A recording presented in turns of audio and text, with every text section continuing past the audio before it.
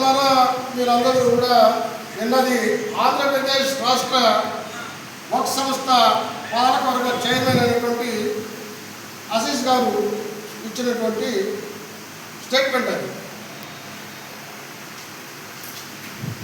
ఆ స్టేట్మెంట్ ప్రకారం ఏంటంటే ఆశీష్ గారు చెప్తుంది, దేవుడికి చెందినటువంటి ఆస్తులు, అల్లాకి చెందినటువంటి ఆస్తులు అల్లా అడిగినా కూడా నా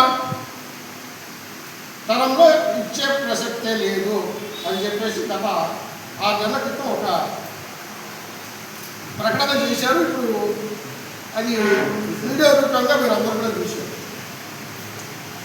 ఇప్పుడు దాకా మన సమాజంలో ముస్లింలు ఎదుర్కొంటున్నటువంటి వివక్షను చూసుకుంటూ వచ్చాం. భారతదేశ వ్యాప్తంగా చూస్తూ ఉంటే ముస్లింలు అన్ని రంగాల్లో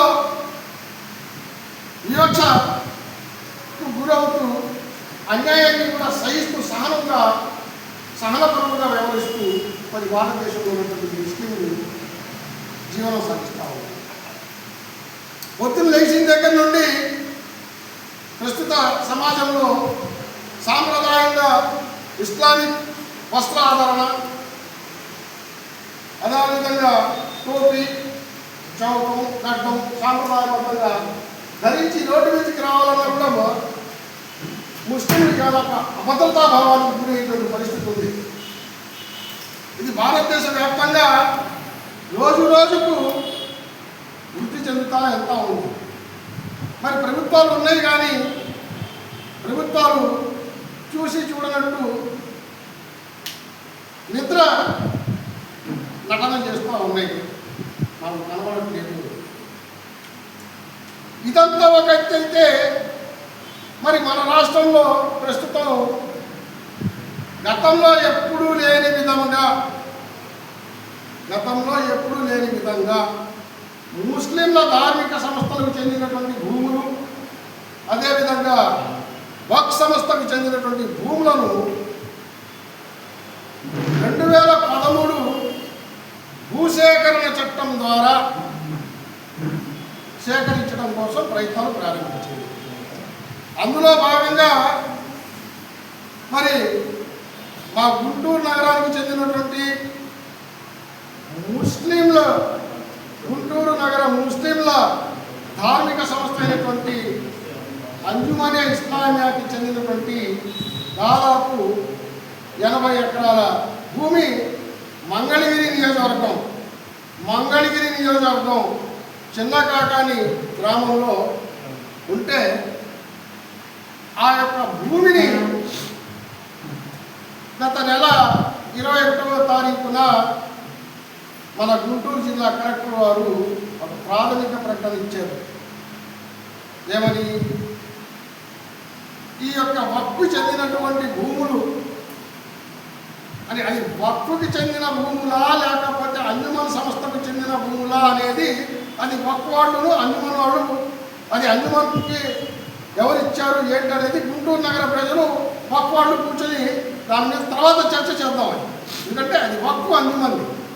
అయితే అది వక్ఫ్దా అంజుమందా అనేది తర్వాత చర్చిద్దాం, ఇంకో సమావేశంలో పెట్టుకుందాం. ఇక్కడ ముఖ్యంగా ఏంటంటే, ఏదైతే ప్రాథమిక ప్రకటనకు జిల్లా కలెక్టర్ వారు ఇచ్చారో అందులో వక్ఫ్ భూములుగా చూపిస్తూ అందులో 71.57 సెంట్ల భూమి భూసేకరణ చట్టం కింద ప్రకటన ఇచ్చాం. దీని మీద అభ్యంతరాలు ఉంటే ఆ యొక్క అభ్యంతరాలు తెలియపరచండి 2 నెలల లోపల అని చెప్పేసి గడువు విధిస్తూ మరి ప్రకటన జారీ చేశారు. ఆ ప్రకటన మీద మరి గత సోమవారం గుంటూరు నగరంలో ఉన్నటువంటి ముస్లిం సంఘాలు, అదేవిధంగా మత పెద్దలు, అక్కడ ఉన్నటువంటి విద్యావంతులు, మేధావులతో ఒక రౌండ్ టేబుల్ సమావేశం ఏర్పాటు చేశాం. ఆ రౌండ్ టేబుల్ సమావేశానికి కూడా ముస్లిం యునైటెడ్ ఫ్రంట్ అధ్యక్షతనే నిర్వహించాం ప్రజా సంఘాల ఆధ్వర్యంలో. దానికి శాసనసభ్యులు, మరి గుంటూరు తూర్పు నియోజకవర్గ మాజీ శాసనసభ్యులు వీరందరినీ కూడా ఆహ్వానించి ఆ ఆహ్వానంలో వచ్చిన వాళ్ళందరి చేత ఇప్పుడు ఎలాగైతే ఖలీల్ గారు మీ చేత మాట్లాడించారు, అందరి చేత మాట్లాడించి ఆ యొక్క సమావేశంలో ఒక తీర్మానం ప్రవేశపెట్టాం. రౌండ్ టేబుల్ మేము 50 మంది 100 మంది వస్తారు అనుకున్నాం. 200 మంది పైకి వచ్చారు. అందరూ కూడా వచ్చినటువంటి ప్రతి ఒక్కళ్ళు కూడా మరి ఆ తీర్మానం ఏదైతే ఆ సమావేశంలో ప్రవేశపెట్టామో ఆ తీర్మానాన్ని ఏకగ్రీవంగా ఆమోదిస్తూ ఆ తీర్మానాన్ని రాష్ట్ర ప్రభుత్వానికి పంపించాము. ఇది పెట్టిన తీర్మానం ఏంటంటే ఏదైతే గుంటూరు నగరానికి చెందిన అన్ని భూములను భూసేకరణ చట్టం ద్వారా సేకరించుటకై రాష్ట్ర ప్రభుత్వం ఆదేశాల మేరకు గుంటూరు జిల్లా కలెక్టర్ వారు జారీ చేసిన ప్రకటన ఏదైతే ఉందో ఆ ప్రకటనను రాష్ట్ర ప్రభుత్వం వెంటనే విరమించుకోవాలి అనేటువంటి ఒక ఏకైక అంశం మీద మనం ప్రవేశపెడితే ఆ యొక్క తీర్మానాన్ని పత్రికల్లో వచ్చినటువంటి వార్తలను మొత్తాన్ని కూడా జోడించి రాష్ట్ర ముఖ్యమంత్రి గారికి పంపించాం. ఇది ఏంటంటే ఈ సమావేశంలో కూడా ముస్లిం యునైటెడ్ ఫ్రంట్ తరఫున ఖలీల్ గారి అధ్యక్షతన జరుగుతున్నటువంటి ఈ సమావేశంలో కూడా మేము ఇంకో తీర్మానం ముస్లిం యునైటెడ్ ఫ్రంట్తో ప్రవేశపెడతా ఉన్నాం. ఏంటంటే గుంటూరు పార్లమెంట్ కాన్స్టిట్యున్సీలో అన్ని నియోజకవర్గాల నుంచి కూడా దీనికి సంబంధించి ఒక తీర్మానం చేసి పంపించారు. ఇక్కడ నుంచి చేసే తీర్మానం ఏంటంటే మీకు మొట్టమొదటిగా చెప్పాము, ఈ ఆస్తి గుంటూరు అంజుమందా లేదా వక్ఫ్ సంస్థదా అనేది వక్ఫ్ సంస్థ వాళ్ళు అంజుమన్ వాళ్ళు గుంటూరు ముస్లిమ్స్ కూర్చొని చేసుకుంటారు. అయితే ఈ ఆస్తికి సంబంధించి గుంటూరు జిల్లా కలెక్టర్ గారు జారీ చేసినటువంటి ప్రకటనలో సంబంధిత భూమి ఆసామిగా వక్ఫ్ సిఇఓ గారిని చూపిస్తూ మరి ప్రకటన జారీ చేశారు. ఆస్తి మీదిదా, వక్ఫ్ బోర్డుదా లేదా అంజుమందా అనేది మనం తెలుసుకుందామని చెప్తా ఉన్నాం. అయితే అధికారిక పూర్వకంగా కలెక్టర్ గారు వక్ఫ్ సిఇఓ గారికి సంబంధిత భూముల ఆసామిగా పేర్కొన్నారు కాబట్టి మేము ఈ యొక్క సమావేశం ద్వారా రాష్ట్ర వక్ఫ్ పాలక వర్గానికి మేము తీర్మానం చేసి పంపించేది ఏంటంటే ఏదైతే ప్రకటన జిల్లా కలెక్టర్ గారు గుంటూరు అంజుమన్ భూముల గురించి చేశారో ఆ యొక్క భూములను రాష్ట్ర వక్ఫ్ పాలక వర్గం ఇచ్చేందుకు సమ్మతంగా లేదు.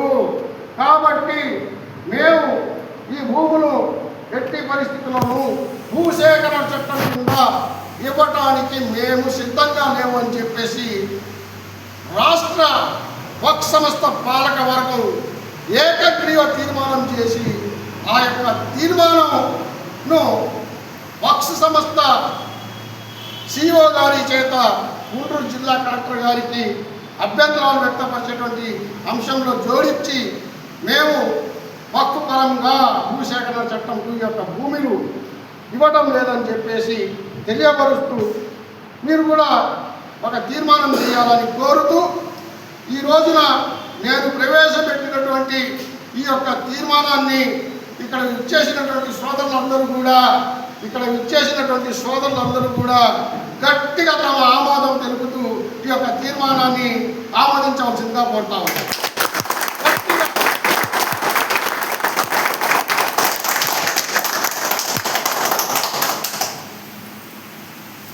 అదేవిధంగా పెద్దలు చెప్పారు, వక్ఫ్లో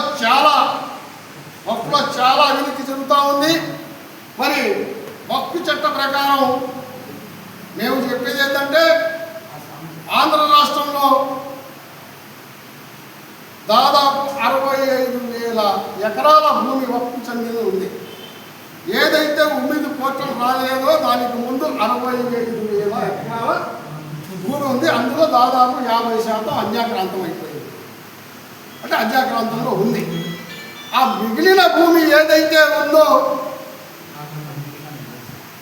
ఉమ్మీద్ పోర్టల్ వచ్చిన తర్వాత ఈ వక్ఫ్ పాలకవర్గమే ఒక ప్రకటన ఇచ్చింది.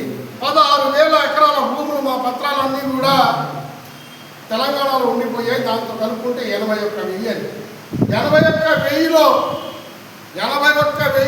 31,000 ఇది కోట్లలో కానివ్వండి అన్యాక్రాంతమైనది కానీ అది తీసి పక్కన పెడితే దాదాపు 50,000 ఎకరాలు వక్ఫ్కు చెందినటువంటి భూమి ఆంధ్ర రాష్ట్రంలో ఉంది.